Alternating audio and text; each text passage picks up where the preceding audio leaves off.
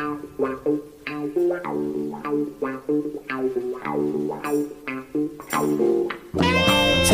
I'm joined by Joe Gallagher for A Decade in Blue. Joe, how are you? Fit and healthy, and that's the most important thing that us ex-pros look for now, is that as long as we're fit and healthy and we keep going. And again, with players of your age, you know, we're going to talk about that in great length. My 70s, it is your 70s today, Joe.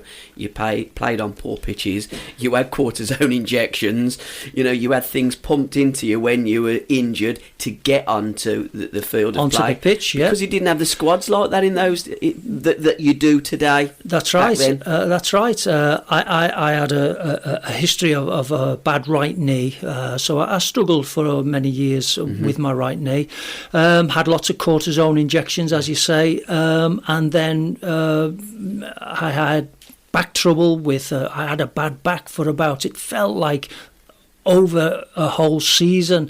And there were times when after the game, I just couldn't stoop down to take my boots off. And the physiotherapist, every game for a whole season, used to always take my boots off. Not something that I wanted to do, but I just couldn't bend down. So I used to have these cortisone injections. They done the job to get me through the game. But for the next few days, I really struggled with my back and my right knee, of course. So yes, they were... Yeah, fantastic days, as you say. The 70s was for the guys who you have as visitors on your radio show, who do the 80s, the 90s, and hopefully for the future. But the 70s, people who are listening in, people who remember the 70s, was just a fantastic time for football. Not being biased, that to me it was the best time of football. As I say, not being biased, but worldwide, the your Brazils, your Italy, West Germany, Holland as well. Holland and France. They were fantastic players, and we see great players nowadays, but it was an abundance of all great teams in the 70s. Now, I want to give a special mention to Backpass Magazine, which is a retro magazine, and I do believe that you featured in there as well. Also to Donald Shanks, who's running the New York Marathon for Stan Bowles. And for Stan Bowles' former club's fans, they've got an Alzheimer's disease support page as well, which are doing great things. In fact, there's a calendar out for Stan Bowles. And in those 70s, yes, we had the bad pitches. Yeah, you had great kits as well. You didn't have any advertisements, and you had some wonderful players like Stan. And sadly now, some of those players have got horrible illnesses like Alzheimer's. And anything that we can do to help and to support, and just by mentioning pages and putting you know, shows like we do, and with the Astles as well, put them into groups and connecting with people, it makes a little bit of a difference. Absolutely. And you talk about Stan Bowles. Yes, the 70s was a time for great players to be on the stage, and Stan, of course, and Rodney Marsh and Alan Hudson and Alan Ball. There was lots and lots of fantastic players. Frank Worthington, who we had at Birmingham City for a season or two. They were really good top players. We don't see so many of them now. Why do you think that is, Joe? I really don't know. The pitches are a lot better nowadays than they used to be. But I really don't know the answer to it. It's just the eras that we have. We're blessed. We had the great Trevor Francis at Birmingham City. As I say, it's not the pitches. We're just very, very lucky. I class myself as being very, very lucky to have played with and against Trevor Francis, and against lots of these other players who we mentioned. your Stan Bowles, your Alan Hudsons, great players. It was just I'm honoured to be around in them times and play. Fantastic. Who was your most, if you were up against whoever, would you think, geez, I need an early night tonight? I'm up at, because again with Hudson and with Stan Bowles was in your area of the field, but the likes of Woody and Tony Curry and Borley and that, they was in the middle third. That final third is where them maverick players that could hurt you and put the ball in the net. Absolutely. Who was your most feared opponent? Well, I used to go to bed on a Friday night thinking, who am I having to mark tomorrow? Yeah. In them days, it was the centre half marks the centre forward, the number 9, and I'd lie in bed and I'd think, tomorrow I'm going to be marking Peter Osgood or Mick Shannon or Derek Dugan or John Richards, Paul Mariner.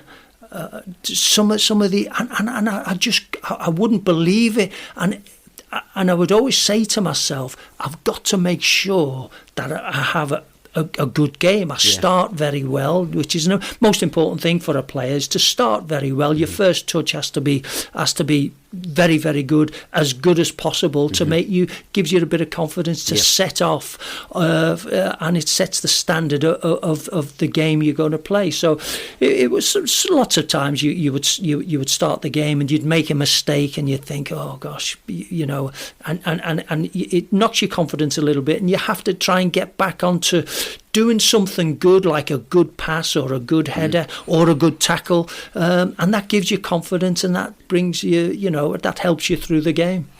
So let's start when you come to Birmingham, because you're not from Birmingham, you're Liverpudlian. You were, 15? 15, yep. Straight from school, yes. At New Street Station, from Lime Street. Yeah. What were them early days? That was 1970, wasn't it? 1970, yes. I played, going back a month or two, I received, I played for Liverpool schoolboys, and then we played in the English Trophy final, which is the equivalent of the FA Cup, but it was for schoolboys, and we played at South Liverpool's ground, and we played against East London. We played East London, and it was the English Trophy final. So there was lots of small crowd there in them days, and after the game. The Liverpool scout sort of stopped me as I was leaving the pitch and on the side of the pitch and said, would you like to sign for Birmingham? And I really didn't believe what he was, I really didn't believe it. And I just said, well, yes, of course I would. And there was another boy who played in the same team as myself, and he wanted him to come down to Birmingham. So so the scout was in touch with my parents and said we'd like Joe to join Birmingham City Football Club, and my mum and dad said, well, yes, absolutely. And so that was my promise to Birmingham City, and Don Dorman met me at the New Street Station, and I had the backside hanging out of my trousers and holes in my shoes. And it was a big adventure for me, leaving 90, 100 miles away from Liverpool. And Don Dorman took me up to St Andrews to meet Freddie Goodwin and the secretary, Alan Instone. And from then, they put me in some digs in Sheldon, and that was me on an apprenticeship for Birmingham City. So I was an apprentice for 2 years, and then signed professional on my 17th birthday. Freddie Goodwin took me up to the office and explained to me about signing these forms and things. So I signed professional. I signed apprentice, and then I signed professional on my 17th birthday. And it was just such a relief and such a fantastic stepping stone in my career to sign professional. And there I was. In my programme of another 2 years to make it into the first team. Because that youth team that you got brought up in, that was a damn good youth team as well, wasn't it? So fantastic. And also, how important was the reserve game as well? Because you got your youth team, you got your reserve, and then you got your first team. And I'm guessing that kids that are showing a bit of promise would then go and play reserve team football, and then you get your stripes and you go up to the first team as well. If you were lucky enough, yes. If you played well enough in the reserve team games, if you dedicated your training days, and the manager likes the look of you, he thinks you could go to that little stepping stone to step up. So yes, as you say, from the youth team, we did have an excellent youth team. At the top of the list was Trevor Francis, of course. Kenny Burns was there. Stephen Phillips, the small little striker. There was a chappie at the back called Bobby Good from London. Great player. Bobby Fryer from Manchester. Paul Cooper joined shortly after. Broyley Hill, wasn't he? Shortly after we'd got an established youth team. Paul Cooper joined the ranks, and he was an excellent goalkeeper. So it's from there. Then you're lucky enough, hopefully, that you can get yourself into the reserve team, and then from the reserve team into the first team. I did have a few games for the reserves. I can't remember being in the reserves very long, but there was one game I do remember playing. I had to mark Harry Redknapp. Harry Redknapp had to play. I was playing left back for Birmingham City youth team, and Harry Redknapp was playing outside right for West Ham, and we played in this cup game, and Harry Redknapp played. So good days, fantastic days. And then your promotion to the first team. Your debut, who was that again? Yeah, my debut was, my first game for Birmingham City was on a Wednesday evening. It was a midweek game. It was up at Stoke at the Victoria Ground. And I can't really remember the result, but I must have played well, because on the following Saturday, 3 or 4 days later, Freddie Goodwin picked me then to play in the first team at Highbury against the mighty Arsenal.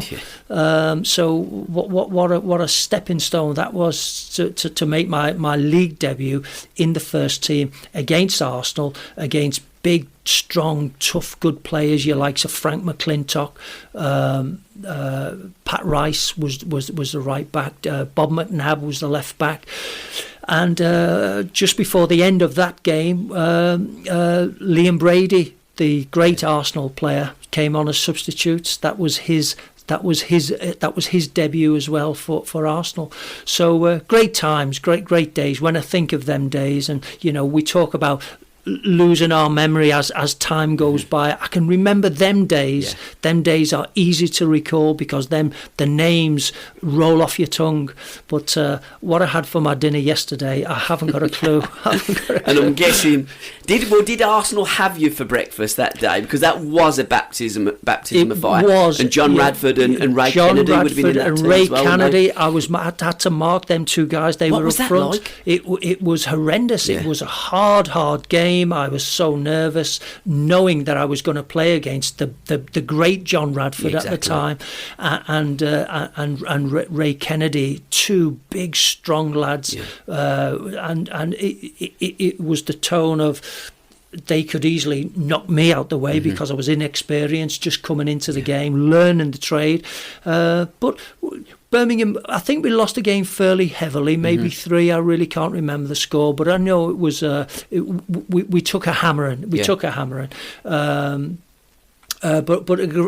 to me, it was just making my debut in the first team against these players, and from then I played in most games after that for the first team. So I have Freddie Goodwin to thank for having faith in me.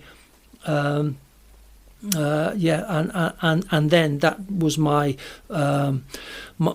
time then to be playing against the likes of your Alan Balls and your Mick Shannons and Peter Osgoods and Ian Hutchinson, who played for Chelsea, Clyde Best, who played at West Ham. Great times. And of course, Jimmy Greaves would have still been around, wouldn't he? Jimmy, probably playing for West Ham in them days, wouldn't he? Possibly. I think Jimmy did he eventually end up at Coventry? Jimmy Greaves? Don't think so. No, I think he pretty much stayed in London. I don't remember playing against Jimmy Greaves. I'm sure I would have remembered it. I do remember playing against when I was in the youth team.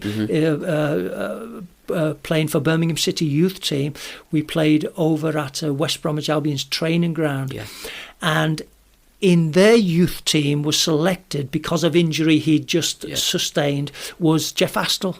Oh, right, and so I was after the game I can't remember the result, as I say, we came home, and then from my digs when we got home maybe 6-7 o'clock in the evening, because it was away at West Brom, I immediately went straight up to the phone box to phone my dad and say, Dad, guess who I've played against today? Jeff Astle. And my dad just couldn't believe it, and it was fantastic times. It was again memories. The Albion fans to the Baggies, well, the Throssels as they were now. Times changed. They're the Baggies now. They're the Throssels. Jeff Astle was the king. Absolutely, yes. Well, he just played in the World Cup for England in 1970 in Mexico.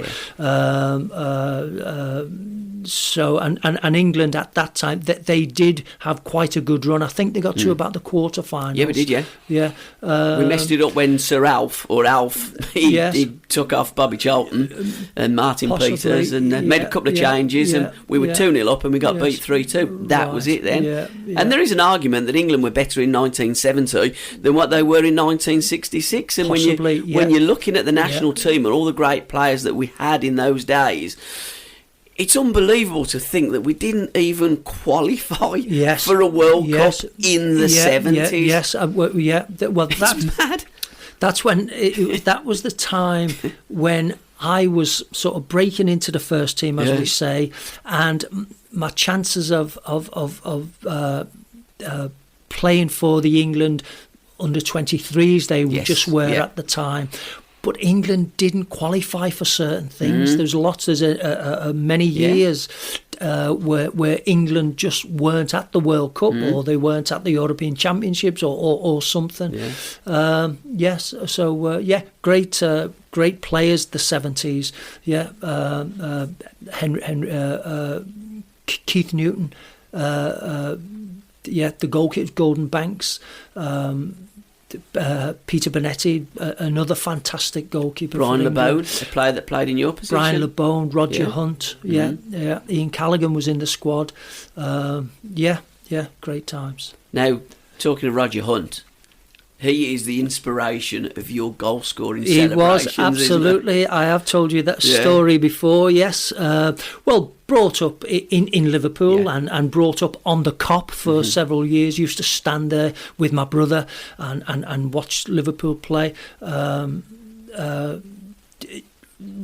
And Roger Hunt was a fantastic football player. It was at the time I must have been sort of 10, 12, 13, so I didn't really appreciate the ins and outs of football. But what I did see from where we was in the Kop was whenever Roger Hunt scored, which was very, very often.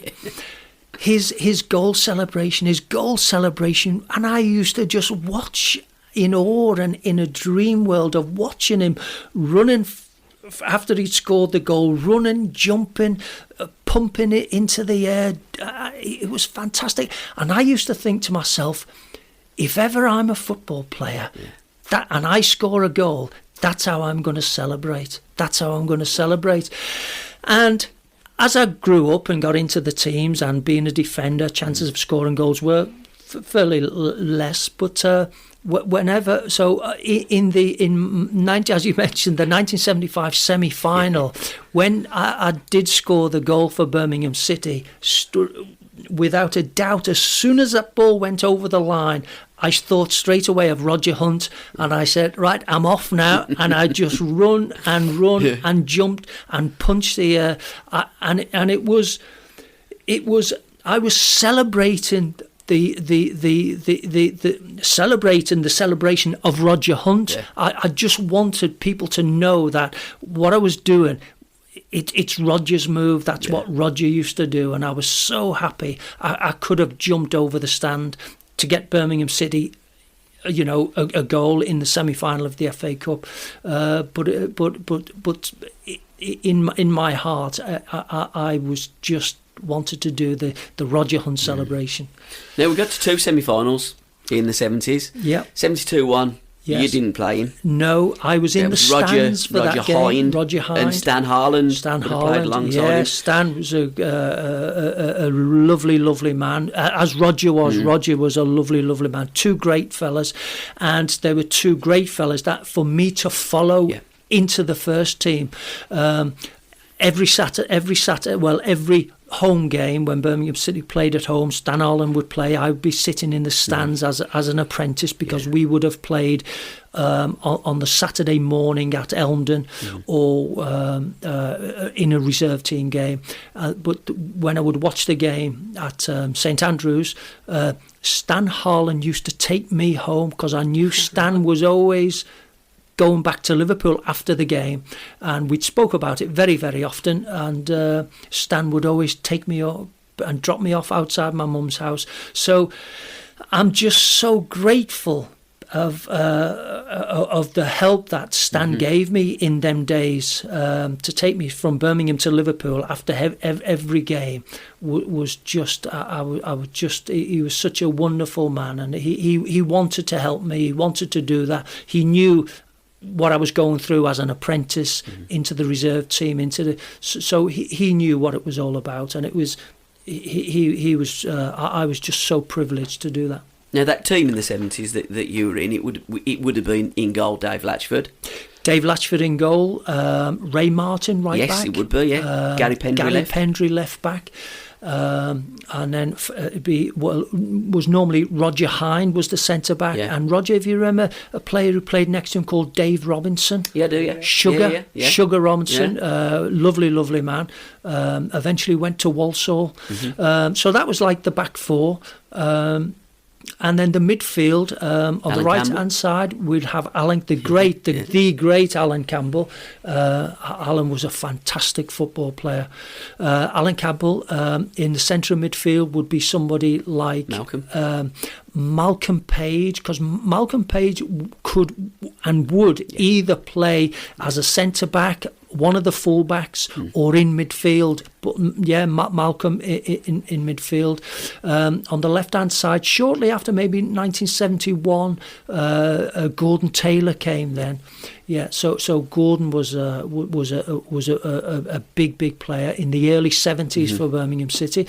And up front we have the great 3, don't we? Trevor Francis, Bob Latchford and Bob Hatton.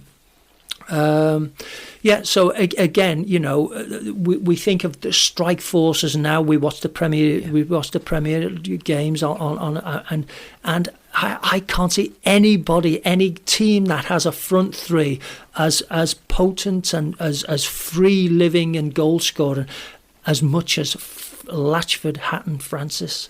It was a great. Because again, we look at it and they were ours. And for you guys to play behind them 3 was phenomenal.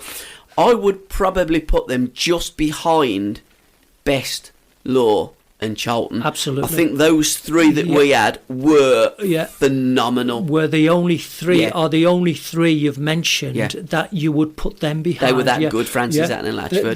They were. Trevor was, I speak volumes all the time about Trevor. He was class at everything. His passing was brilliant. His work rate was fantastic. His goal scoring was second to none. He was a teammate, and he would also come back and help the defence and so on and so forth. And Bob Latchford, goal after goal after goal. And Bob Hatton, he was the so-called unsung hero of the front 3. The front 2, Trevor and Bob Latchford, they get the goals and they get a lot of the publicity. But Bob done a lot of the groundwork for them. I'm sure them 2 guys, Trevor and Bob Latchford, would thank Bob Hatton very, very much for the work rate he'd done. I don't think them 2 would have been as quite successful if Bob hadn't have been around making the goals for them and so on.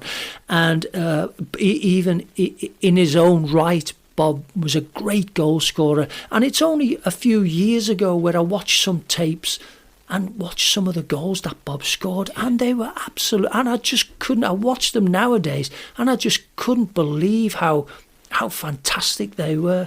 He really, really was underrated, Bob. I know he came to Birmingham maybe on the latter stages of his time, but he was one hell of a striker. Now, your partner at centre half, we remember all the formations that Birmingham played, and pretty much up till 1974 when Bob was sold to Everton, Howard come in and Archie Styles. You know, we knew 1 to 11 who they were, but your partner seemed to change quite a bit, didn't he? Very often, yes. Yeah. Most people say to me, who's the best partner you ever partnered at the back? And, I really and honestly can't pick one player. I think the standout person right now, as we sit here now, I've finished playing the game many years ago. Colin Todd was a fantastic football player. Again, Colin came in the latter part of his career, but he was still a quality act. He was still a great player. But, we talk about, I took over from Roger Hind, Freddie Goodwin, in Fred's thoughts, which were absolutely correct, that I could learn off Roger Hind. So what Fred done, when we'd stop at a hotel the night before a game, he'd have me room with Roger to learn his professionalism. He was so good. He was on time for everything. His dress code was impeccable. He wouldn't allow any of the other pros to sort of step out of line. He was like our teacher. He would come up and he would pinch the side of, when somebody would pinch the side of somebody, as if to say they've got too much fat on their body, and he was forever grabbing hold of Kenny Burns and squeezing Kenny, and Kenny was quite lean at the time. We look at Ken now, and I hope Ken doesn't mind me saying he's changed a little bit now since he was playing. But Roger would come round to us many times, and he would squeeze the fat on our side, as if to say, you've got too much fat on you. Get yourself into shape and so on. But so I had many partners, and Roger was my first partner, and he taught me a lot about the game. He taught me a lot about being a defender, being in defence, positional play, and so on and so forth. And of course there was Malcolm Page. Malcolm was a great player, because Malcolm got about, was it 23 or 24 caps for Wales? And as I say, Malcolm could play right back, left back, centre back, midfield. Malcolm could play anywhere really. Was very good. And then of course we forget the players like the likes of John Roberts, who came from Arsenal, and John was a big, strong, never say die type of character, a lovely man, worked very hard, was hard in the tackle, and knew the game inside out. Again, very strong. He had a great left foot, and he would run through a brick wall, as many players I've seen. Same type of attitude to him. So John Roberts was an excellent centre-back. Pat Howard was another one we had when we bought him from Newcastle. Pat Howard came from Newcastle. Yeah. We played against Newcastle very often. There was one season we went through where we played Newcastle about 6 times in one season. 1972. Possibly, yes. And I remember going up on the train with the team, and it was a time.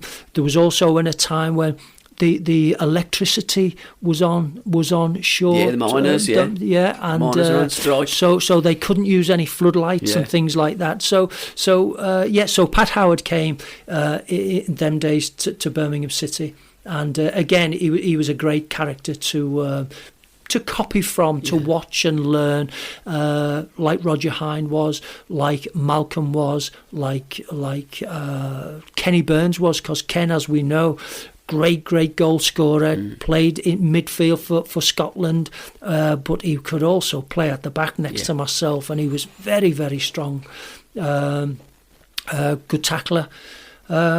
So I played with lots of players. So when somebody, getting back to your first question, Gabby, I played with lots of centre backs at the back. I learned from them all, and they were all excellent players. How many times did you wince when you seen Kenneth going in for a challenge? Many times. Well, possibly every time. Because although he was a great player and a great timing of tackle, there was sometimes he would make, very much like myself, make reckless tackles, which would spoil it for him, spoil it for the rest of the team. We'd have a free kick against us, he would get booked or so on. So there was many times where I think I'm a bit more, shall we say, not as fierce as cultured. Ken didn't care how he got that ball. He would get that ball off that player, whatever it took, even if you had to get the police back in. He would get the he would get the ball. But sometimes you have to. I mean, the players we have nowadays. And I mentioned a player a few minutes ago, Colin Todd, was an impeccable tackler. He could time everything, not just so much his tackles, but his headers up in the air, his runs, and he could read the game so superbly well. And again, I learned such a lot from Colin Todd. But it was just all great times in the days where there was great players about, not just at Birmingham but at all the other football clubs. Your not very teams like your Southampton, your Ipswich, unfashionable was the word I was looking for. Stoke City, Derby County, really, to be fair, yes, your Southamptons, your Ipswiches, they all had great play. Paul Mariner, Mick Shannon, we mentioned earlier. Stoke City had John Ritchie, striker, centre forward, and top goal scorers this day now, and Jeff Hurst. So top players. I mean, again, Joe, in them days, them mid-70s, Stoke City for 2 seasons come 5th. And that second season, I think they were just 5 points off winning the First Division Championship and had beaten Derby County in 1975 at the baseball ground. Jimmy Greenough, another player that come in at Brummagem and just left by the time you got there. Mike Pedgick, the left back. What a hard player he was, And of course, Gordon Banks played in goal. I think that might have been a tad just before my times. I think he may have moved on to another football club. Well, he had the car crash, didn't he, Gordon? Yes. And lost the in his one eye, and that pretty much finished him. Possibly, yes. But Leicester City, another team back in them days. Frank was there. Keith Weller, Frank Worthington. I mean, how good was Keith Weller? I mean, Keith Weller was at Chelsea with Uddy. Yes. But they bought him in from Millwall. Absolutely. And I says to Al, because he scored loads of goals. He says Dave told him to track back. And I think Uddy said he scored something like 10 goals in about the first 12 games. He said we were just happy at Chelsea for him to carry on and do it. But then, one day, all of a a sudden, Keith Weller wasn't there, and he went to Leicester. But there was a connection there with Jimmy Bloomfield as well, and Dave Sexton. Right, Because there's all connections all the time in football, isn't there? They are, yes. Yeah. And it's all era, it's all the time of era, and the great football in them days, the hard tackling in them days, and the tackling nowadays, and the referees and things. But Ipswich Town, we talk about, I've mentioned Paul Mariner once or twice, only because he was the centre forward that I was up against. But the likes of Kevin Beattie, who passed away just recently, player, wasn't he? Was a fantastic player, and I was at the England youth squad with him in the early days in Lillishall. John Walk, great player. One or two other players that just slipped my mind at the moment. But great got there players. In that great team, Alan Brazil. You got Eric Gates, the big tall centre back, Terry Butcher, Hunter. Alan Hunter. Alan Hunter, yes, yeah. And then you got Russell Osman that had come through as well. You got Mickey Mills there. Nick Mills, But this is it. Back in the 70s. As a fan, you could remember almost every player from every team. Yes, Alan Birchinall, what a character he was, Warnie Birch. You know, again, played at Chelsea. That's right. I think there's a great story. I'd love to interview Birch. I think there's a great story on why Birch left Chelsea and went to Leicester. But again, one thing that you didn't get off Kenny Burns, though, he was the bookie, was't he? You didn't get no dough back from Ken, did you? No. If ever, the lads used to have a little bet with Ken. 20 pence, 50 pence in the hotel before we left for games or on the coach and things like that. But it got to a stage where Ken wouldn't pay out, and we was looking at each other, and we was saying, well, Ken, me horse has won, or me football team has won, or so on and so on. But Ken just, I don't know what it was. He just didn't pay out, and so the lads had a little bit of a meeting and says, right, we need a new bookie. Who should we pick? Who should we have as a bookie? And I thought to myself, and I was just a young boy getting into the side, and I thought, I don't mind doing this, because of going back to when I was in the back streets of Liverpool, my dad going to the betting shop, and I would stand outside waiting for him and things like that. It was either wait outside the betting shop for my dad or wait outside the pub for my dad, one or the other. And then so one of the lads said to me, Joe, will you take the book? I said, yeah, of course I will. I'll take the book. And some of the lads said, oh, Joe, well, it might be a bit too much for you, because I was just a young boy into the first year. But yes, and on my first day of taking the bets, I'll tell you this story very, very quickly. John Connolly, remember John? John Connolly and John came with Gary Jones, both from Everton. Great Gary Jones, So I took these bets, and we're on our way down to Highbury.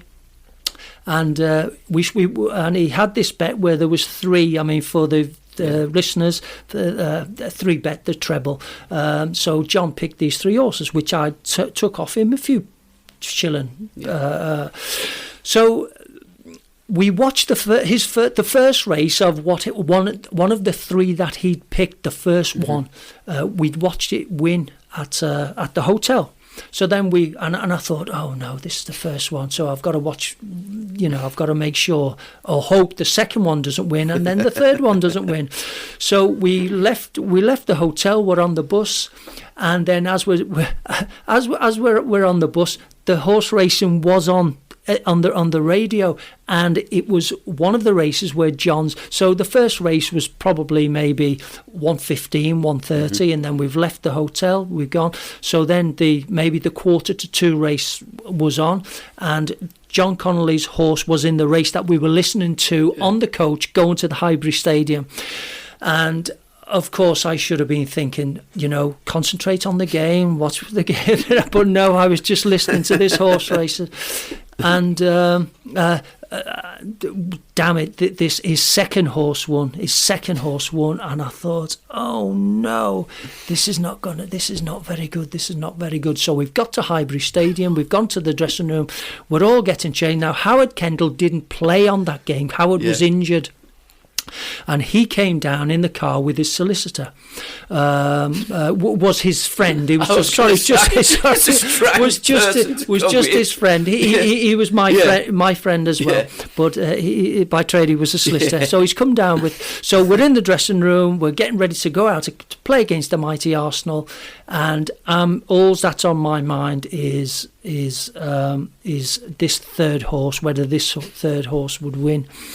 And I remember the name of the third horse. The horse was called You Be Dizzy. All one word, You Be Dizzy. It was called. And I'll never forget the name of that horse. So we're in the dressing room. It gets to 3:15. And then the door opens. The door opens at the dressing room. And Howard Kendall pokes his head in and to say, all the best, lads, best of luck, have a good game, mighty Arsenal, have a good game, all the best.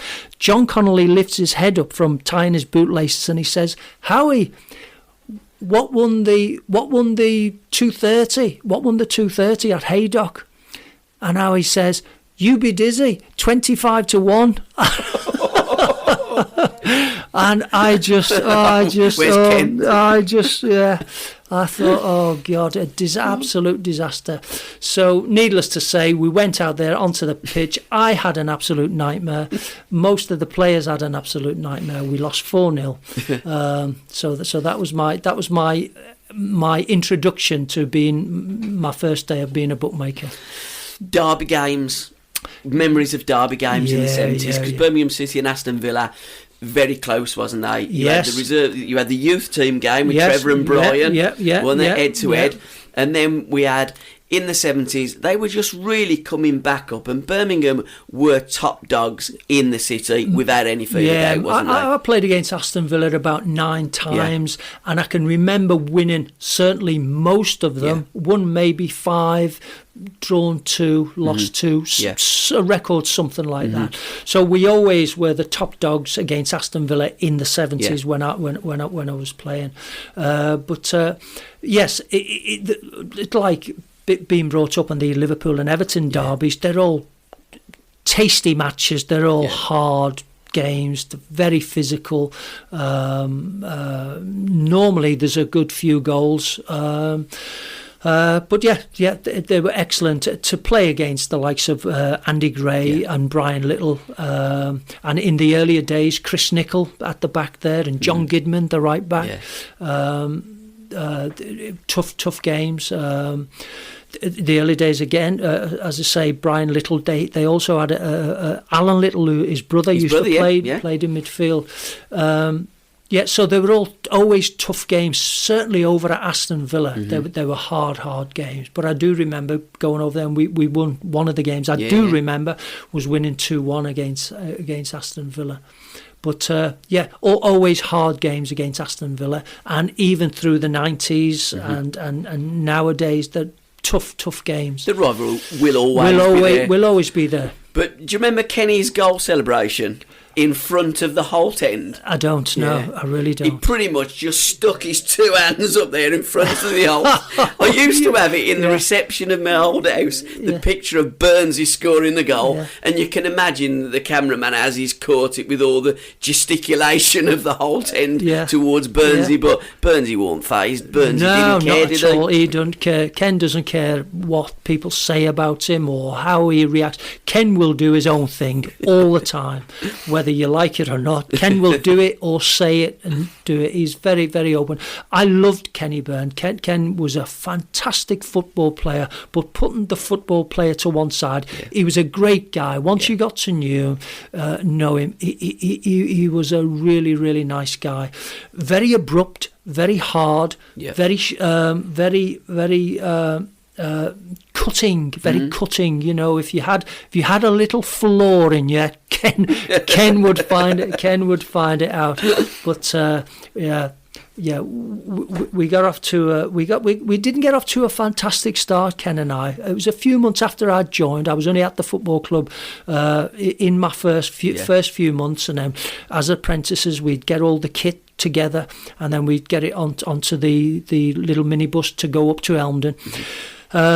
Fill the skips up with the boots and the towels and the kits and that, and I was sitting at the front of the not the front seat, but I was sitting just behind the driver type thing, and Ken was even a bit further back, and I didn't know most of the players at the time. I knew the guys, but I'd only been there a few months, and Ken was just a little bit further back, and Ken was reading a paper, and Ken, and I should really have known better. Ken read a little clipping out of one of the games the Saturday before, and it was of the Glasgow Rangers game, and he mentioned a player. His name escapes me right now. John Gregg. It was John Gregg. Oh yeah, the great legend of Rangers. Yeah. And I should have known because Ken spent a season or two at the And John and Ken pronounced his name. Ken said it was John. Sorry, John. He said John Gregg, and I said. And I said, without turning round to him, I said, it's Craig. Yeah. And he said, no, it's Greg, John Gregg. Yeah. I went, John Craig. And he went, it's John Gregg. I said, it's Craig. And then with that, I felt this fist. Going in the back of my neck. Ken just leaned forward over the seat behind me, and he just punched me right in the back of the neck. And I obviously turned round, and then we're trying to grab hold of each other, and we're trying to have fisticuffs in the coach, and the other lads have sort of stopped it. So we got off to a bad sort of start. But Ken was a great player, great, lovely guy, he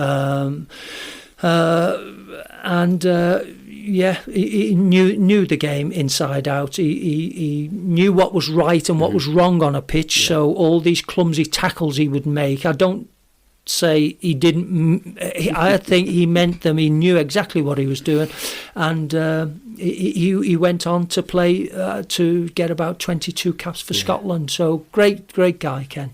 He also used to like to play against Leicester. He scored a couple of hat-tricks against Leicester, and it all kicked off on tour as well, didn't it? Game of Pool, Gary Jones, Ken Burns. Let's talk about the kicking off in Holland first, and then we'll talk about Leicester. We're over in Belgium or Holland. I think it might have been Belgium, and we're in this little bar, very small bar. All the team. So there was myself, Trevor, Malcolm Page, Gary Pendry, Peter Wyth, John Connolly, Gary Jones, Tony Want. So we're all there. So I'm sitting up at so there was a small pool table in the middle of this small bar, small pool table. Normal size pool table. Some of the lads were sitting across the bar, sitting at the bar with their back to the pool table. Me, Tony Want, and Jimmy Calderwood, we were just sitting at the side, watching Ken and Gary Jones playing pool.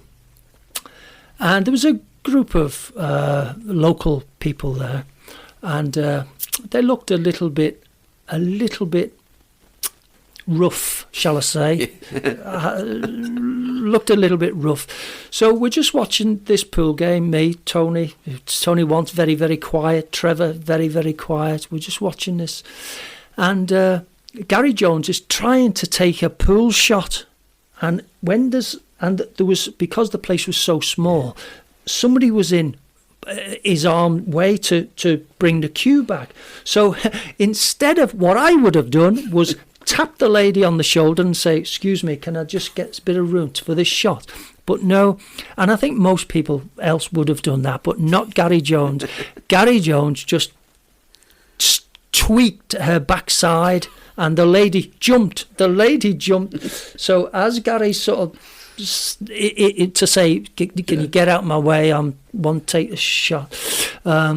So we seen it all happen right in front of us, and then we sort of looked. I looked further across to the bunch of guys who knew this lady or were partners with this lady. I really don't know, and they were giving sort of Gary Jones this dirty looks, as they would say, and I thought something's going to happen. So I jumped up, and I seen this guy, these two guys, walk towards Gary Jones, and I stood up, and I went and stood in front of Gary, and I put both my hands up, and I said to these two guys, no, I said, it's okay. I said, we're English. I said, he apologises, he's sorry, and all things like that. And this chap, whatever he was saying, he was pointing at Gary over my shoulder, and saying, you know, and I'm saying, and I turned to say to Gary over my shoulder, you'd better get out of here. Get out now. And as I've turned round to face this guy, the chappie behind him punched me right in the face, and boy did it hurt. So with that, as I was falling down, I grabbed hold of the guy who was in front of me. I grabbed hold of his shirt collars, and I pulled him down with me. So me and this guy are on the floor, rolling over, trying to. And I'm thinking to myself, I've got to get out of this because I'm going to get killed. I'm going to get killed rolling on this floor. And all I seen was lads were jumping over me, running out the door, all getting out. All the lads from the bar, they all scarpered, all jumping over me. All the lads who were up the side, they were all jumping over me. And we rolled out the door physically because I'm hitting him, he's hitting me, and we are now out of the door. And I'm thinking to myself, I'm going to get killed here. I've got to get away from this. So I literally sort of tried to push myself away from this guy, and I just started running, and in front of me was the other lads were all running. I just seen all their backsides, and then from the left hand side I seen a guy running, approaching from my left hand side, coming across, and he took a swing at Peter and he's caught Peter as Peter's running away to get that way. This guy's come across side on, and he swung at Peter. Peter's done a somersault and landed on the ground, and he eventually, I think he broke his ankle doing that. And then we just scarpered away. We all managed to get back to the hotel, and but it sort of didn't end there. Next morning, we came downstairs, down to reception. Sir Alf Ramsey, Willie Bell, George Dalton. I don't know whether it was George Dalton. Might have been the physiotherapist. Jim Williams might have been Jim Williams. They're all sitting with these, and what I thought were possibly gypsies, or if that's not rude to say, but they travellers. They were all sitting with these. Sir Alf Ramsey, Willie Bell was sitting with these travellers, and I recognised one or two of them from the night before, and it was the group of people who I'd had this brawl with in this in this bar. So I really can't remember the punishment we got, but Sir Alf Ramsey certainly told us off, and it's something that I'm happens. Guessing Alf wasn't particularly very happy. Not at all. No. We were all tails between our legs and very naughty boy sort of thing. Now Kenny, he scored, I think, hat-trick definitely against Mark Wallington away at Leicester. I just remember Ken. I think he was in goal when we beat them 6-2, right. And he also scored a hat-trick against Peter Shilton, right? Away at Filbert Street. Right. Yes. Whether he was better at centre back, midfield, or centre forward, to score 3 goals twice against exactly the world's best keeper at the time. Well, I think one was Shilton, and the other time it was Wallington. Right. I don't think it was Shilton twice. Okay. Yeah. But the second time, he got a TR7. Oh, Yes, you guys should have got the TR7. Yeah, well, we did, yes, yeah. How do you chop up a TR7? So the little story behind that, it was a very icy cold day. Yeah. We inspected the pitch. The lads wore what do we just call them? Rubber Flats. studs, weren't they? Trainers. They were just like trainers this time, because of the surface really wouldn't take a stud or anything like that. And I know at the time that Leicester wanted the game cancelled because they had all these quality players who had played good football. Your Keith Wellers, the midfield players. John Samuels would have probably Samuels, been playing in that team as well. And Frank Worthington, who were tiptoe. You know, they wanted a good surface. You see, so they wanted it cancelled. We wanted it on, or our manager wanted it on, and the referee deemed it was playable. So we played the game, and they actually they were slipping all over the place. And Birmingham City, we wore the correct footwear, and we were playing very, very well. And a couple of weeks before, maybe a month or 6 weeks before, one of the businessmen in Birmingham had put up for a brand new TR7, which was the top guard at the time, and he said the Birmingham City player who scores the 6th goal can have this car. So we had a little meeting the night before, thinking Dave Latchford in goal, or whoever was the goalkeeper, wouldn't be able to score a goal. So we planned that we'll share whatever the monies, whatever the value of it came to, we'll have. And so we've started the game, played the game, and the 5th goal was an own goal. Dennis Rofe scored in his own goal, a header. He meant to head it clear, and he headed it into his goal. And then the 6th goal, shortly after, Ken scored. So we got this car, and after a week or two, it was obviously sold, and the lads shared it out. Now, didn't Gary Emanuel score in that game as well? Gary did score against Leicester, yes. I don't really know which game it was, because sure of it was playing that game. there. Possibly. You played a yellow kit that yes, day, we did. you? We did. Yeah. Because also as well, we're going to move on to a little bit later, when you left Birmingham, because you didn't want to go. There's still a lot of people that thought, Joe Gallagher wanted to leave. Football doesn't happen like that. No. You're a saleable commodity, sadly. And when the manager wants you to move out, or the owners want you to move out, like you're gone, aren't you? That's it. You know, and what do you do about that? And then also as well, I know it was not the 70s but the 80s. I do want to briefly talk about your brief time at Wolverhampton Wanderers and Cameragate. Because that was an amazing time, wasn't it? The Cameragate. When you got sacked. Oh, right, yes. Yeah. But also, was it at Leicester, Filbert Street, that your car got trashed? That was at St Andrews. Oh, okay. Yeah, it was. It was around the time that you were going to leave, wasn't it? Yes. Didn't they trash your car? Yeah. Well, it wasn't. Yeah. Well, it was. The window was smashed. The back passenger side, possibly, or the passenger side was smashed in, and there was little bricks and things inside the car. So it wasn't sort of taken away. I just had to clean it all out, which is something you don't really want to be doing when you get back late at night from a game, especially with your own fans. That's it. Yeah. Yes, it was. I don't really know why all that happened. I honestly don't know whether they've mistaken my car for somebody else. Possibly. Hopefully, I really don't know. You were in it at the time, Joe. Yeah. Well, I wasn't in the car when it got. But yeah, so I really don't know why and why that happened. I really don't. I think Sir Alf Ramsey might have been the manager at the time, because I remember going back possibly to the coach.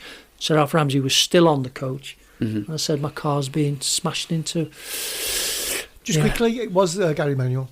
I thought it was. Yes, first goal, wasn't it? Yeah, I can't remember in what order the goals were scored, but I do remember Gary Emanuel scoring some kind of spectacular goal on an icy pitch at Leicester. Yeah. Australia, you also played Australia, didn't you? In the was that an England B game? Was that you? Yeah, that was the England cap. Yes, I only have the one cap, and it was an England B cap. Yeah, and it was played at St Andrews against Australia. Yeah, and I received a phone call possibly the night before. Russell Osman had taken ill, or something, or he was pulled out of the B squad to play in the first team England squad.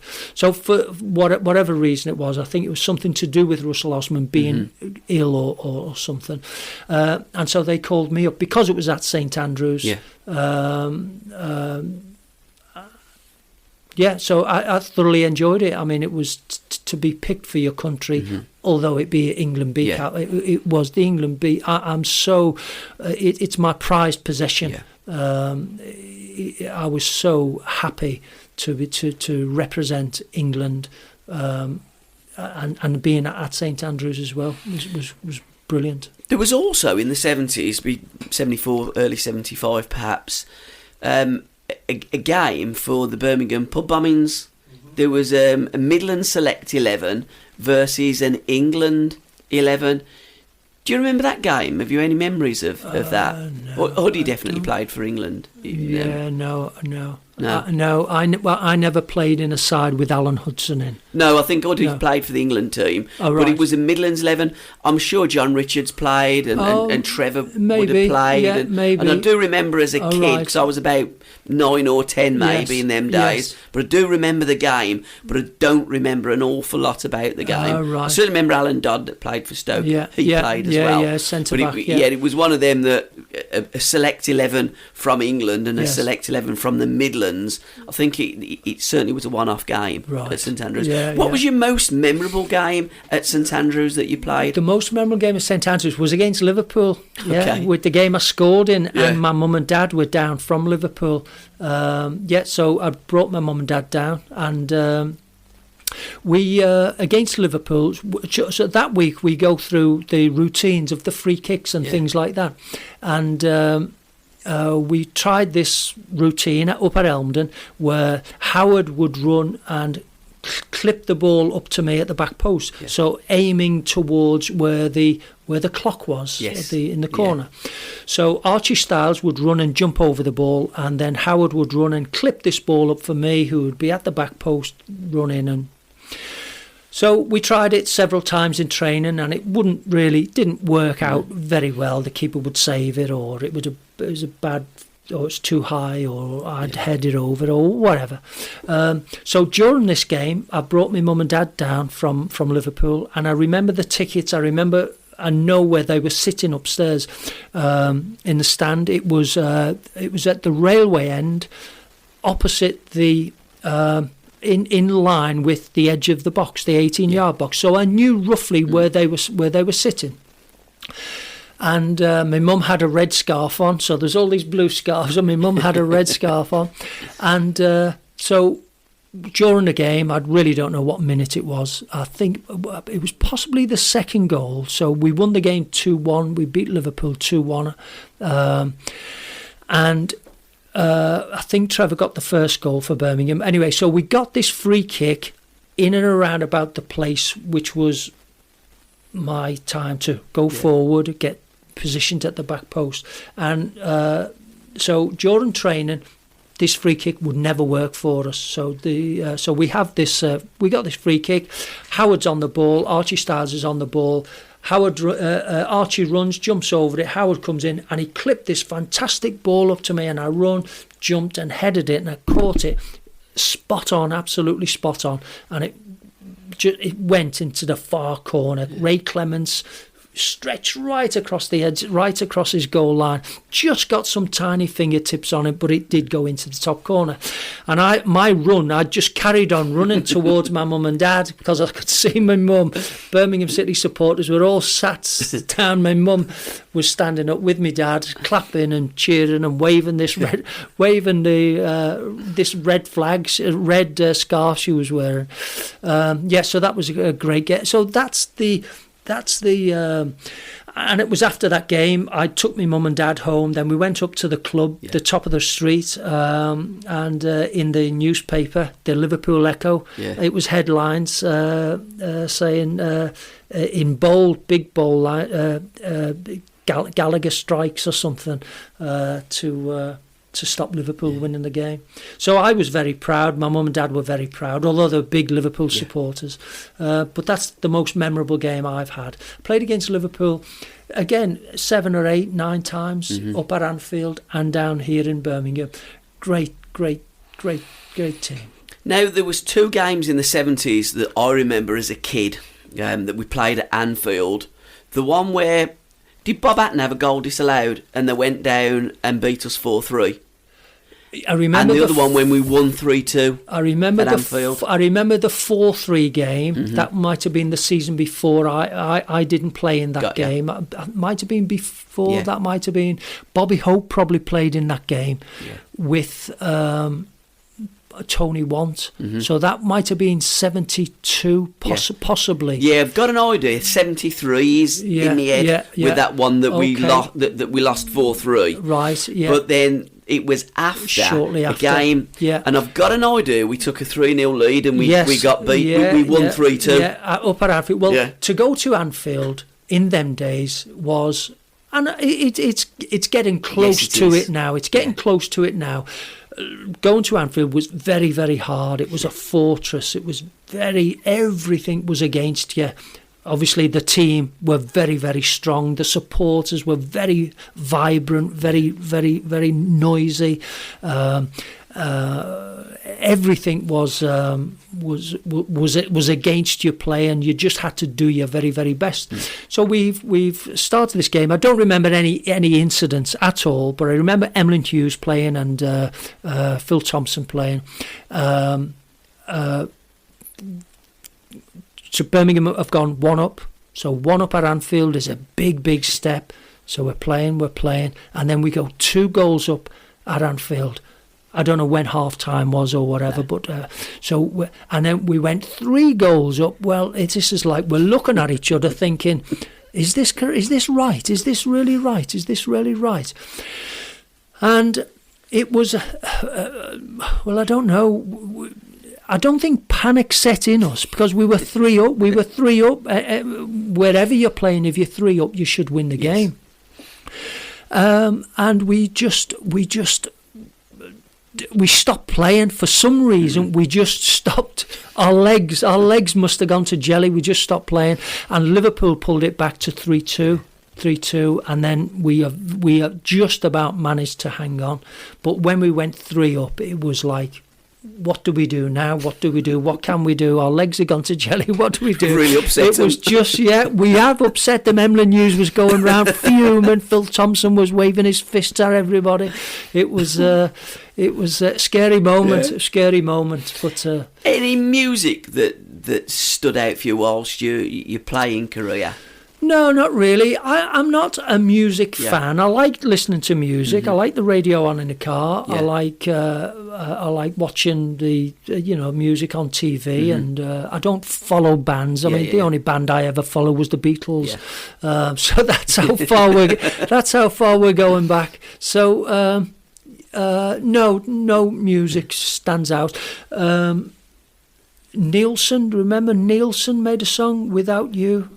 Nielsen. Gabby won't remember. He's far too young. Yes, Nielsen made a song, and that was my favourite song of the time. Okay. It was called Without You. Fantastic. Away from the game, Joe, what did you used to do in the 70s? Early 70s. Well, I went into Diggs, as I said, in 1970, and I was in Diggs with Gary Emanuel. What we used to do quite often, because we didn't have lots of money, we were only earning £3 a week. So we'd go to the cinema. So all I wanted to do when I came down from Liverpool was to be a professional footballer, and nothing would have stood in my way. I would have battled and fought and kicked and done anything possibly for me to be a professional footballer. So everything was revolved around me being better, making myself a bit quicker, a bit stronger, a bit taller,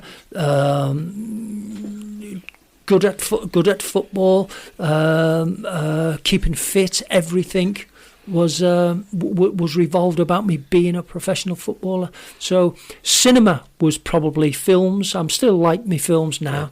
So the cinema was my time. I'd spend a lot of time there now, but they're too darn expensive nowadays, aren't they? I mean, everything is Joe, don't they? Yeah.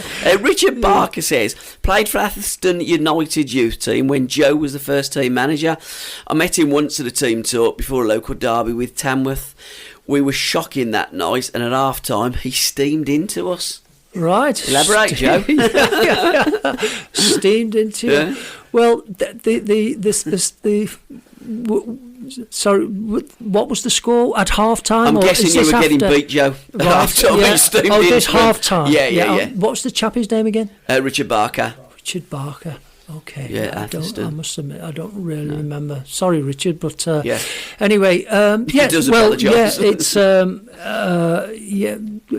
they've obviously played. For me to steam in at them. There was nobody more ferocious in a half-time or full-time sort of than Jim Smith. And I probably took a bit of that inside of me, went in, let the lads know that, hey, you're still in this game. You've got to fight more. You've got to battle more. You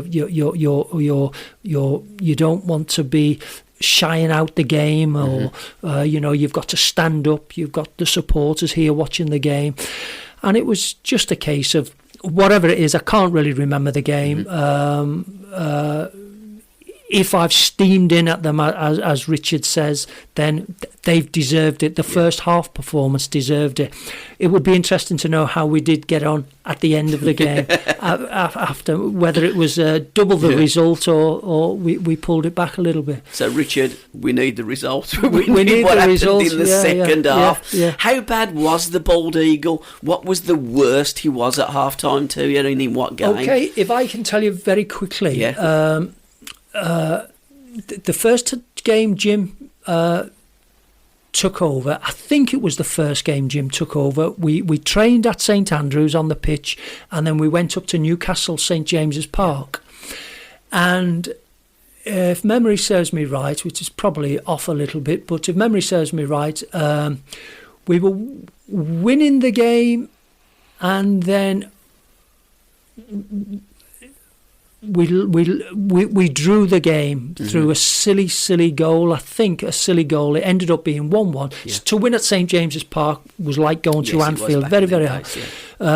So I think we drew the game, and we came in at half time. We came in at full time. Sorry, and Jim Smith's first game, and at Newcastle, the way it was at the time. They were like lockers, so you put your clothes, your trousers, your shirts, and that in these lockers.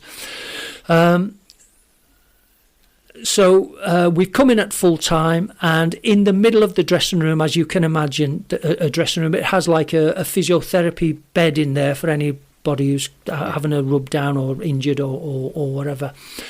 And there was these cups. There was the cups that we have for full time, cup of tea, and we came in, and Jim, this is our first time of apart from on the training ground the day before at St Andrews the day before, our first sort of after game. He slammed the door, and with these cups he just swiped his hand across the physio table to smash all these cups up against these lockers. So if you can imagine sort of 14, 15 cups, putting your hand down and just swiping them right off the thing. He done that when he done that, we all just were in shock. We must have all just been, what's he doing? We've never seen any, and even since I've never seen anything like that. And he just lambasted everybody. He just hammered us. He effed and beat for about 15 minutes, and we was just stuck. We was just frozen. We just couldn't believe how angry a man could get.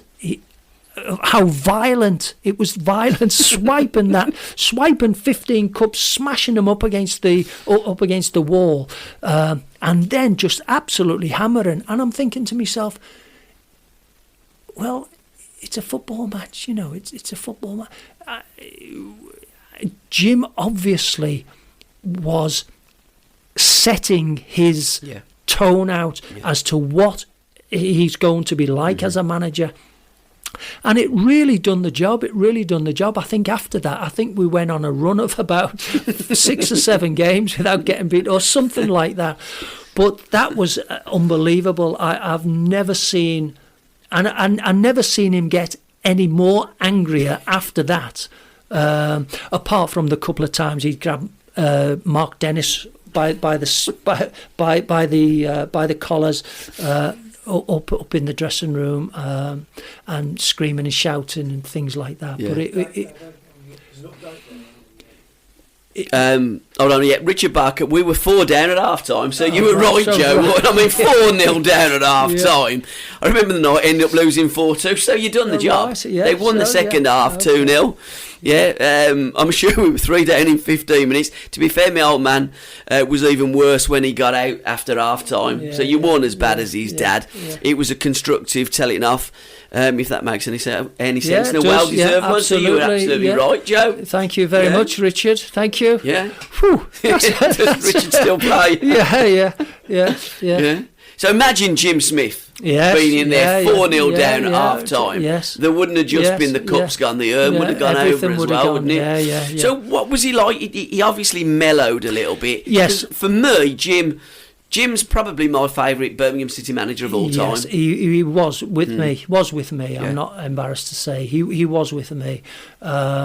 Regarding my best manager ever, it is Jim Smith and John Lyall. Yeah. And I must put John Lyall in there because he was a fantastic man and a fantastic manager, and Jim was a fantastic man and a fantastic manager. Very, very. I wanted to take out onto the pitch a part of Jim Smith, because I knew how demanding he was from a performance, and how passionate he was to the game, and how you needed pride in your performance. And so I always would think of Jim Smith whenever I would go out onto the pitch, and fight and work and battle as much as I know Jim Smith would want me to. Now I'm guessing he was a completely different character to Alf and also to Willie Bell, who took charge a couple of years after Freddie was sacked. Yes. And Freddie Goodwin, I would imagine Freddie was quite a gentleman. Yes, well, all 4 of them were gentlemen. For us, shall we use the word? Well, using the word violent is a bit too strong. But for as fiery as Jim was, he was such a quiet gentleman. Yeah. He was a quiet gentleman, knew the game inside out, and he knew what a player could do. He knew what Mark Dennis could do. He knew what Kevin Dillon could do, and that's why he got so frustrated with them 2 lads. They were both class acts. They were both very, very good football players, but Jim would fire into them more than any of the other lads because Jim knew that they could do it. And Jim was absolutely right, and they have admitted with me, to me, that Jim was right. Jim knew that they had something extra that they could do, and that's what Jim was. But your Willie Bells and your Sir Alf Ramseys and your John Lyles, you know, they weren't pussycats. They were fiery. They would scream and shout when it needed to be, absolutely when it needed to be.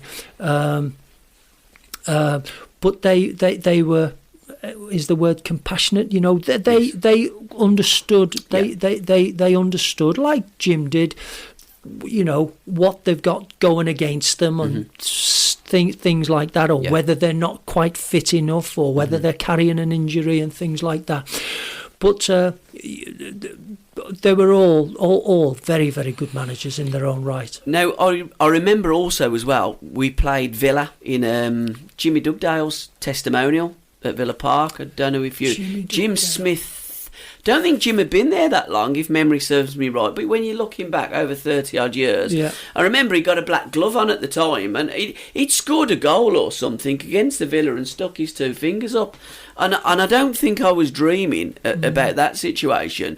But he was of that evolution, wasn't he? You know, Jim Smith very passionate, passionate. Yeah. Also, you know, he was known as the Bald Eagle. But did any of you players call him that, or did you just call him Boss? Never. Did you ever think about calling him? No. He was the boss. I would call him the boss. Yeah. Whereas when I went up to West Ham, John Lyle wanted all the players to call him John. Got ya. Yeah. Jim Smith wanted to be called boss, so he was boss. Yeah. So I wouldn't call John Lyle boss. Yeah. It was all John, yeah. Which was a little bit hard for us, because if you wanted to have a word with him, or you wanted a favour off him or something, you couldn't knock his door and say, John, blah, blah, blah, blah, blah. It'd be, boss, can I have a quick word with you? Yeah. Occasionally, one or two players, Billy Bonds, Trevor Brookin, Ray Stewart, Alvin Mott, occasionally the slip of the tongue would call him boss, you know, but he always wanted you to call him John, because it was a level playing field. That's the way John wanted a discussion, or in a team meeting, he'd want it as John this or John that. But, now, Jim Smith did have a really bad hand, didn't he? Because he was the one that ultimately had to sell Trevor. To sell your greatest asset that arguably Birmingham City have ever had. Yeah. And I suppose you could argue that, what was it, 1979 that Trevor went in the February? Something like that, We've never really replaced him. But then again, how do you replace a player like Trevor Francis? Now, he was going to replace him with Brian Little. Right. And Brian Little was primed. He did go over to Portugal and met Jim in a bar. Yes. And it was only the fact that Brian failed a medical that he didn't sign for Birmingham City. Yes. He brought in Frank, he brought in Archie, and he brought in Colin. Yes. Three great players to replace Trevor. Yeah. Yes, Brian, we remember the time of Brian Little reading the papers and hearing on the news that he could possibly come to Birmingham, but I think it all fell through. Yeah, he did on the medical. With the trip, he went to Portugal, which I don't think the board of directors were very happy with him going over, because Jim was on holiday in Portugal, and the board of directors, I believe, was saying, I've read, was saying, whether it's true or not, that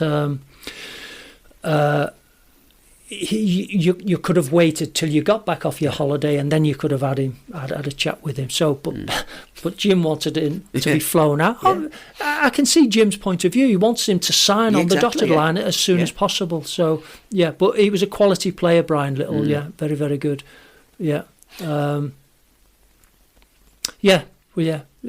Good days. Now, days did sour towards the end, because ultimately you were sold. They didn't sour in terms of you with your manager, but Jim was forced to sell you to Wolverhampton Wanderers. Yes. And coming the other way in the deal was John Richards, wasn't he? Yeah. Talk me through them days, Joe. Okay, Because let me just before, what you see in the press what you read, what you hear in the press, rarely is the truth. What the player tells you is the truth. Yes, well, and then you get it in the neck when you want to leave, and it ain't you that wants to leave. Yeah. So you pick up the story. Yeah. The Jim Smith called me into the office at Elmdon Training Ground one day and said, Wolverhampton want you to sign for them. And I just was shocked, but I just said, oh, right, okay. And he said, be at the Holiday Inn. I don't know whether this was the week of before the start of the season. Yeah. So this might have been the Tuesday. Jim said there's a meeting. Yes, he said there's a meeting. We're going to have a meeting tonight or tomorrow night. We're going to have a meeting on the Wednesday night, tomorrow night, at the Holiday Inn in Birmingham. He said, what they want to do, he said, Jim said, we want to do a swap deal, you for John Richards. And I said, okay.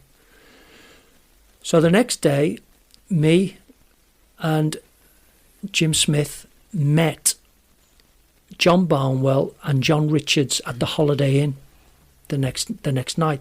This is the Wednesday before the start of the season. And the Holiday Inn at that time, there was a swimming pool. So me and John Barnwell sat on one desk, one end of the swimming pool, and John Richards and Jim Smith sat and chatted the other side. Yeah.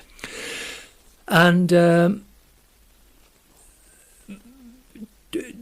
John Barnwell said, like, I want you at Birmingham. I want you at the Molineux.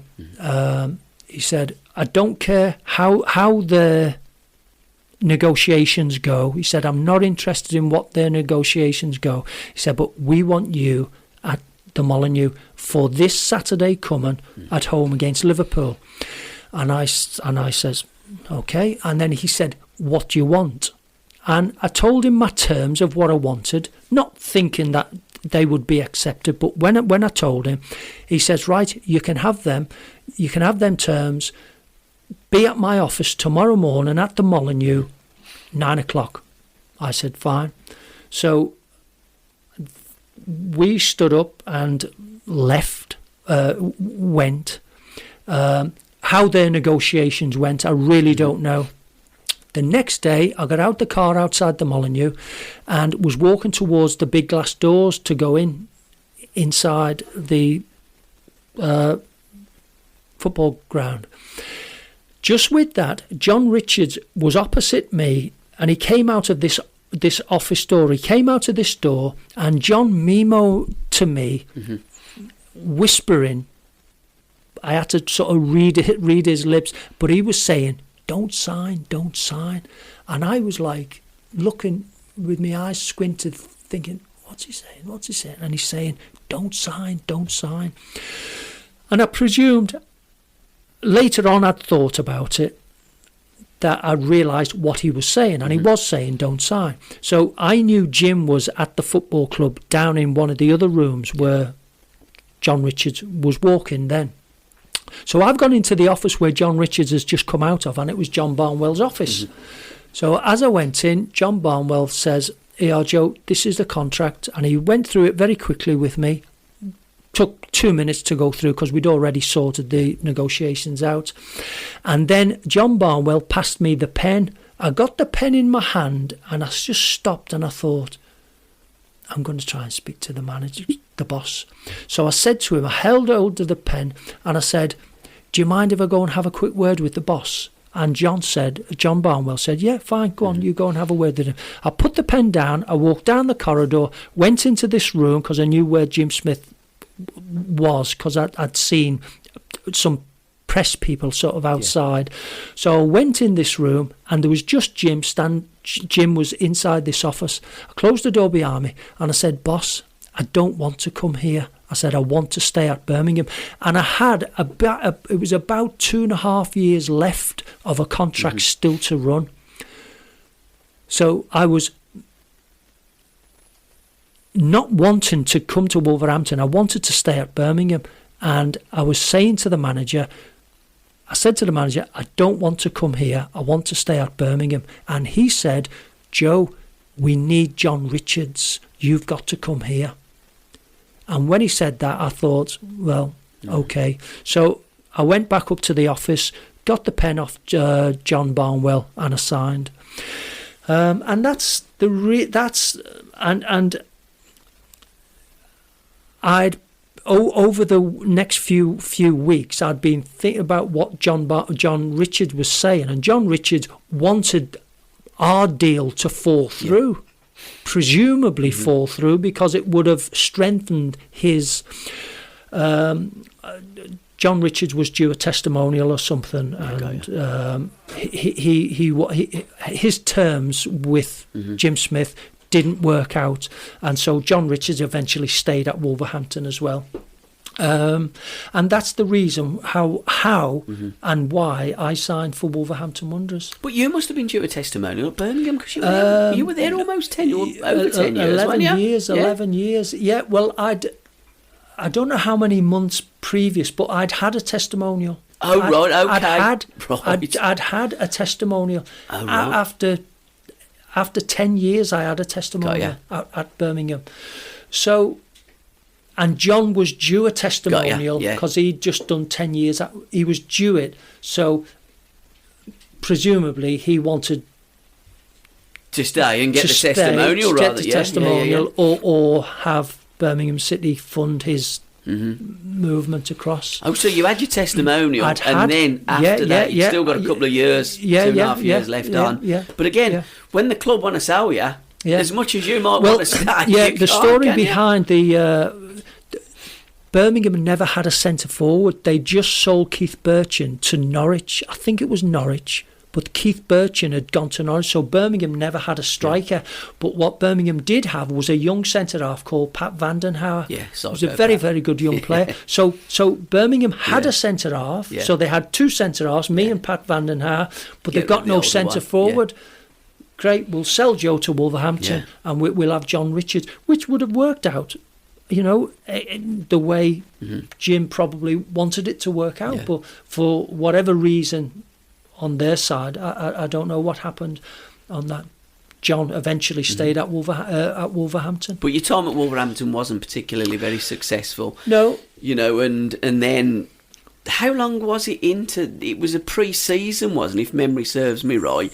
The Wolves players were due to do a photo shoot. Yes. Yeah. And you take up the story. Okay. I carried on living in Birmingham, of course, and the training ground was under decoration, under refit. Yeah. So we had to train at Wolverhampton at the Molineux. Yeah. So when I arrived, I was never ever late for training. Never ever late for training at all. When I arrived, I opened the dressing room door, and all the lads, all the first team squad, were sitting in their clothes around the dressing room. Yeah. And I went in, and they were all sitting silent, and I thought, that's a bit strange.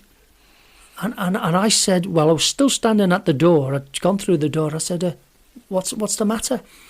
And Andy Gray said, oh, they want us to do this photo. They want us to do a photo advertisement, new sponsors. So, and then I at the time, I wasn't in the first team at the time. Yeah. So all this, what did come out was, it was nothing to do with me, because I wasn't in the first team. Even meant to be. I wasn't even. Yeah. So, but we were training. It was training day. So, so when that was said to me, that they want to put this, they've got to put this shirt on with the logo of this company for the company. Obviously, the company would put some funds into the football club. Yeah. And with them still sitting, so I said, while I was still standing, I said, well, why aren't you doing it? Why aren't you getting changed? And I really don't know who it was, but one of the lads, maybe John Richards, Kenny Ibbett, it wouldn't have been Derek Park, and it wouldn't have been Phil Parks, because there was a Phil Parks there, not the Phil Parks that was at QPR. West Ham. Yeah, it was one of Wolves. Yeah. So one of them said, "Oh no, we want something off the football club to, you know," and I said, "Well." So by this time I've gone and I've sat down. So I'm sitting with them and I've said, "Well, what do you want then? What do you?" And I'm talking to them as a whole. What do you want? And I'm just sitting with them next to Kenny Hibbert and Peter Daniels. And I said, "Well, what do you want?" And then they said, "Oh, well, we just want a little token of something." It was a camera company. Yeah. "We want a little token of something." So I said, "Well, hasn't somebody been in to tell them?"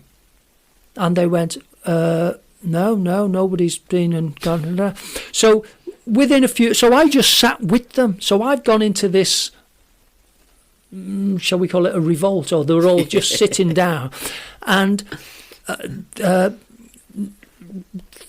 not doing nothing, they're just sitting waiting. Anyway, Derek Dugan, who was the manager at the time, and I loved playing against Derek Dugan. I loved listening to Derek Dugan because he was the chief of the PFA. He was top man, a great speaker. And I really liked Derek Dugan. Derek Dugan came in, and he's gone round verbally having a go at each player. So Paul Bradshaw, he had a go at. Paul Bradshaw, he said something about goalkeeping, and you've been playing rubbish the last few weeks. He hammered him anyway. Jeff Palmer, he hammered. Derek Parkin, he hammered. Now Derek Parkin had been there like sort of forever, 15 years, and he'd had a go at Derek Parkin. Then he had a go at Peter Daniels. He come to me, never said nothing. He went right past me. He hammered Kenny Hibbert. He hammered John Richards. He hammered Andy Gray. He hammered Wayne Clark, who only had about 2 games or something. he just verbally. Oh, Willie Carr.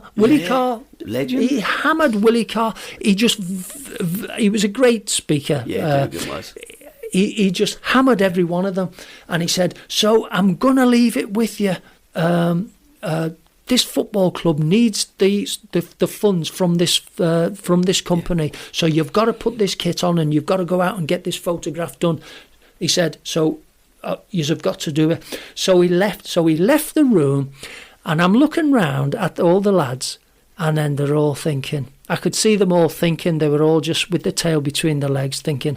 And then all of a sudden, one got up, and I think the first one was Andy, stood up to start taking his clothes off to get his this kit on, this old gold kit with the logo of the team on. When one done it, and as you know, another one will follow, then another one, and I went. I know it's silly of me, and I shouldn't really have done nothing. I should have just kept quiet. And I said, "Lads, you've said your piece. You've said what you want. You've told them. They've gone away. Let them decide. They'll be back in, and they'll tell you what's going to happen." And Andy and John Richards and Willie Carr, they just went, "Oh, we're going to do it. We better do it. So they put the kit on.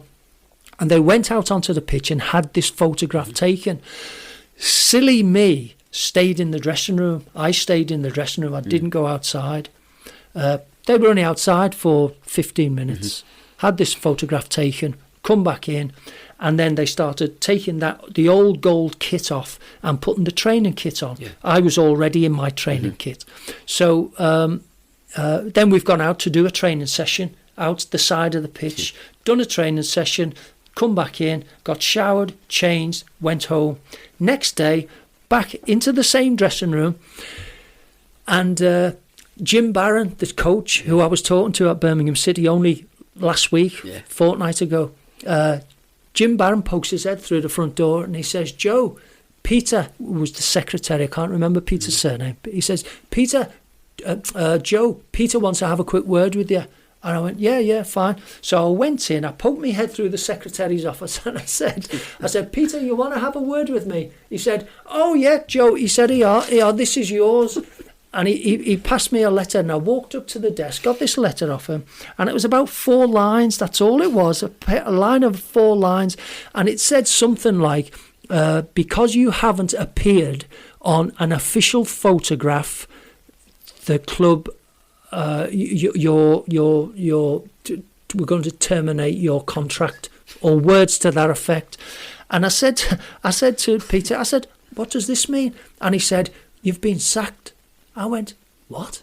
He said, you've been sacked. He said, oh, and they're yours over there. And he pointed behind me again to a bag. So I said, what's this? I went and opened this bag, and it was me boots, my training boots. And and I said, what's all this? He said, Joe, you've got to leave the premises straight away. And thankfully, they didn't get a security guard to throw me off the premises. But that was it. And I had to leave, got in my car and drove home. And that's how I got the sack from Wolverhampton Football Club. It's madness, isn't it? I mean, that wouldn't happen today. Well, I certainly wouldn't do it today. No chance, because I was earning £500 a week, and I still had about 2 years left of a contract. So didn't they pay you nothing, Joe? Just a sack? That's it? That's it, yeah, that's it. So what happened then? About 3 days later, why it took 3 days, I don't really know. Well, it was about 3 days later, I got a phone call off Gordon Taylor, and Gordon said, Joe, I've heard that you've had a bit of trouble at Wolverhampton. I said, yeah. And I played with Gordon at Birmingham, you see. And I speak very highly of Gordon. Gordon said, Joe, I heard you've had some trouble at Wolverhampton Wanderers. What's happened? And I told him very quickly what it was about. I said I didn't do this photograph, which was nothing to do with me, but this, under the circumstances, I've been sacked. And Gordon did say, in great respect of Gordon, Gordon said, do you want me to get you back to the football club? And silly me said, no. I said no. So because of me going under them circumstances, having been sacked, I didn't want to go back. I'll have my compensation, but I ain't going back to play for him. Kind of thing. Yeah. So that's my that was my story of going to leaving Birmingham City and joining Wolverhampton Wanderers. So how long was it then until you got the call from John Lyle? Yeah, it was. See, when footballers, and I'm sure there's one or two players listening to this now, but when you're playing football, you think you can play forever, which you do, and you think you're going to go on forever. What age was you at the time, Joe? About? I was 20, about 28. So you're in the prime of your career. About 28. Yeah, and I thought somebody will phone me up, somebody will come and take me. As I didn't want to go to Wolverhampton, I wasn't on a contract with anyone. I just thought that the phone will ring and I'll go somewhere. I did think, and players think like that. They think, oh yes, somebody will phone me up. And then one day when the phone rang, it was a Sunday evening, 6:30ish. I answered the phone. Hello, Joe. This is John Lyle. And I said, yeah, come on. Who is it? Thinking it was one of the lads winding me up. He said, no, it's John Lyle. He said, I've heard you've had a bit of trouble at Wolverhampton. I'd like to come up and have a few words with you and have you come down to West Ham. And I said, yeah, fantastic. I said, please, and he asked me my address. I told him, and within 2 hours, him and Eddie Bailey were on my doorstep. Eddie Bailey was the chief scout who'd been a big name for Tottenham Hotspur, so he was very experienced. They were both at my doorstep, and John, we went through a few things. West Ham had, this was on a Sunday, West Ham had played at Villa Park on the Saturday, and Ray Stewart had just got sent off at Villa Park. Billy Bonds had a broken foot, and Ray Stewart was suspended. So the right back Ray Stewart was suspended. You mean Frank Lampard? Yeah, one of them got sent off. The dad. Yeah. So, sorry, Ray Stewart was suspended. Yeah. No, there was only Frank Lampard who was available. Yeah. They only had one player out of the back four, so they got three available. Ray Stewart was out, Alvin Martin was out, and Billy Bonds had a broken foot. So they only had one person, which was Frank Lampard, in the back four. So would I like to? And I said, yeah, of course I would, yeah. And he said, there's just one little problem. And I thought to myself, here's my luck again. Here's my luck. I said, what is it? He said, you've got to come with us now. He said, we need you now. He said, we've got a game Tuesday night at Notts County in the League Cup. I said, give me 5 minutes. I raced upstairs, threw some stuff in a bag.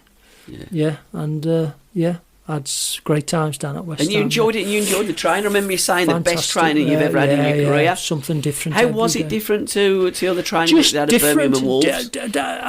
At Wolverhampton and Birmingham, there's many times where you do the same thing again. It wasn't as if I was bored with anything. It wasn't. It was always good stuff, exciting stuff. But John Lyle took the training every day, and he'd done something different every day. We'd have a different. It was all altered differently. It was new to the brain all the time, something different, thoroughly enjoyable. And he had good coaching staff with him. Mick, somebody, I can't remember. And Ronnie Boyce, you remember Ronnie Boyce? He played for. Did he play for Chelsea as well? I've got no idea. He certainly played for West Ham, didn't he? Boyce. Phil Parkes was a goalkeeper. So good days, and that's how I ended up at West Ham. And then you went to Burnley with John Bond. Burnley, yeah. John finished your career there. John Lyle called me into the office one day, and at West Ham I was signing a month-to-month contract. Then at the end of the season, John Lyle called me in and he had me sign a full 1 year's contract, which was fantastic because then I could move my wife down to London and my children down to London because I was living in a hotel, you see. So John, one day, so I was on this 1 year contract at West Ham. Then after a few weeks of pre-season training, John Lyle calls me into the office and he said, John Bond wants you up at Burnley. And I really didn't even know what division Burnley were in. I says, what division is Burnley in? He said, well, they're in the 3rd division. He says, but they've just gone down. There's every chance that they'll come back into the 2nd division. So he said, what I would do, he said to me, because by this time now, Alvin was back, Ray Stewart was back, Frank was already there, Billy Bonds was back, he had his own squad. He said, we'll keep you here if you want. He said, but go and have a word with him. He said, at the moment, he said, you're 28 now. He said, you need a little bit of security. He said, if you go and speak to John, and John will give you, maybe give you a longer contract, have a word with him. He said, when you've had a word with him, phone me up. So it might have been maybe the next day. I went up to Burnley, spoke to John Bond, and the result of it was I signed a 4-year contract at West Ham. I was on like £500 a week. At Burnley, they were in the 3rd division. I was on a 4-year contract, but it was £300 a week. So big money, big massive money, drop, massive. but a better contract. Well, yeah. So it was so security. I had 4 years left there. So then me and my wife and my children could move up to Burnley, and that was my next football club. So Burnley was a great football club, great supporters. The town is so small, they live. They love the football. Like Liverpool people, they love the football. So it was a great football club. Yeah. If you could have a 1-to-1 with anyone dead and alive, who would it be with?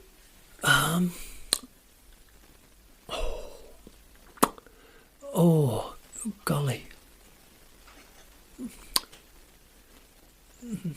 I don't know, but a clue would be the greatest player I've ever seen.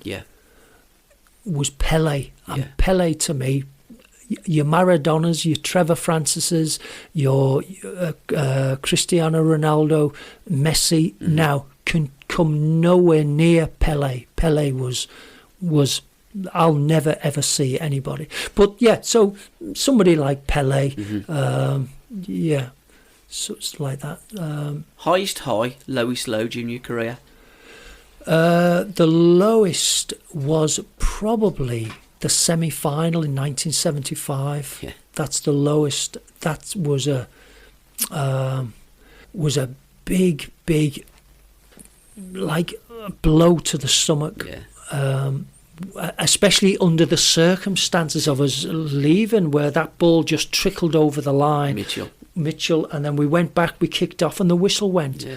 So hurting was that, but just a little bit angry with myself for not being able to put myself into them positions more often. You know, it was quite a long ball, wasn't it? No, sorry, I didn't mean positions. Right, I'm sorry. say, no, because John, you did meet John again. I Did you remember the return? Yes, and he did say, Joe, I thought he was a bit quiet. Yeah. Bit slow. I meant I wish I'd have reached more semi-finals or close to the league championship and things like that. And we should have really, with the team that we had in the 70s at Birmingham, shouldn't we? Yeah. Well, the John incident, the John Mitchell incident was quite funny actually. We were doing Return the Penguin. A function at here in Birmingham, and there was a group of Birmingham City players, and 4 or 5 of us, and unbeknownst to me in the audience was John Mitchell, and John. And this was all a bit of a setup, I think. Because I set it up. Oh, did you? Was it you? Right, okay. Well, I didn't even know. Was sat near the back, and the course of the evening, these questions I would be answering to people about the semi-final and things like that, and I was saying, well, ball came over here, and this happened, and that happened, and this happened, and that happened, and then I get this hand up at the back, and this voice saying, and I couldn't see properly the person. I didn't recognise properly the person. Shall I tell you what happened that night? Mitchell, right, I used to live in Cook's Lane. I'd give him the directions to get to my house on Cook's Lane. Mitchell got lost. He ended up at the Belfry. And I've said, John, how the bloody hell did you get there? He said, I don't know. He said, well, how do I get back? It was at the E57 Club in Kingsheath. So I gave him directions, and I was to meet him at the venue. I was going to take him in my black cab. So we were running late.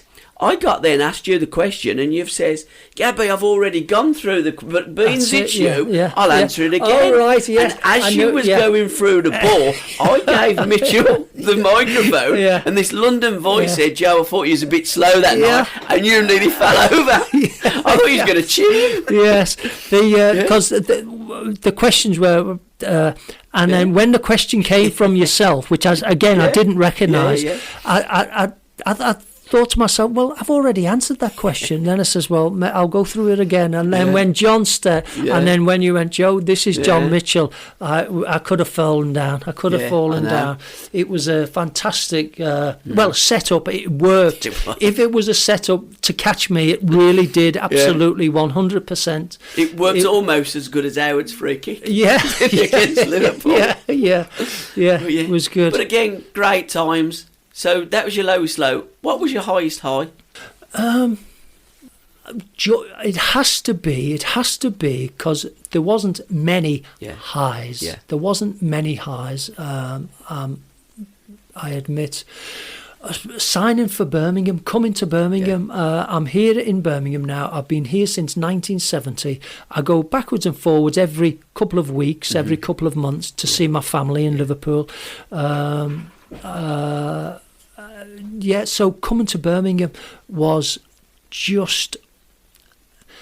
It changed my life, absolutely changed my life. I go back to Liverpool quite often, very often nowadays, to see my mum, who's in the Alzheimer's home. My dad passed away 10 years ago. I still have 4 sisters and 2 brothers, so we're still quite a large family.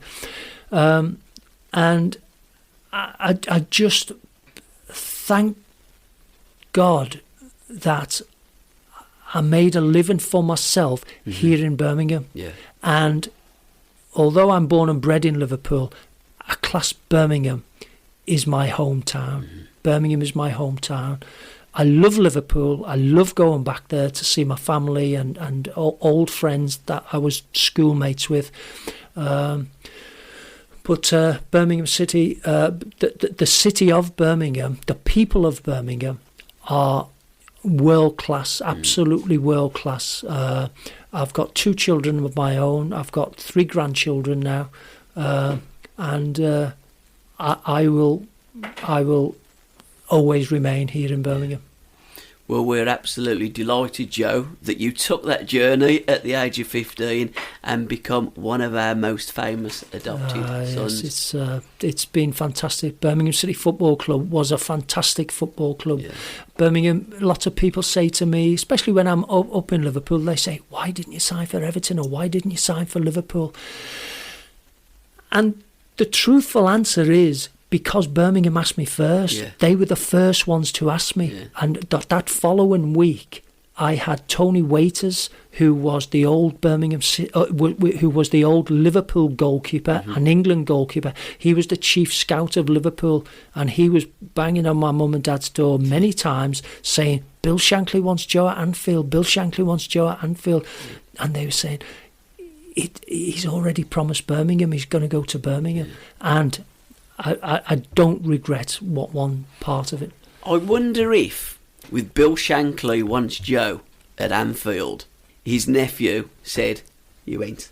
Because Roger Hind was Bill Shankly. Yes, I heard. Nephew. Yes, I heard about it. So whether that ran the dinner table there, old Garth told his uncle that Joe's staying and he's the protege. So who knows what goes on round family dinner tables. Yeah. But Joe, it's been an absolute pleasure, sir. And that was my 90s, my 70s with Mr. Joe Gallagher. Thank you. Cheers, Thank you Joe. Very much. My pleasure. Thank you. Cheers, pal.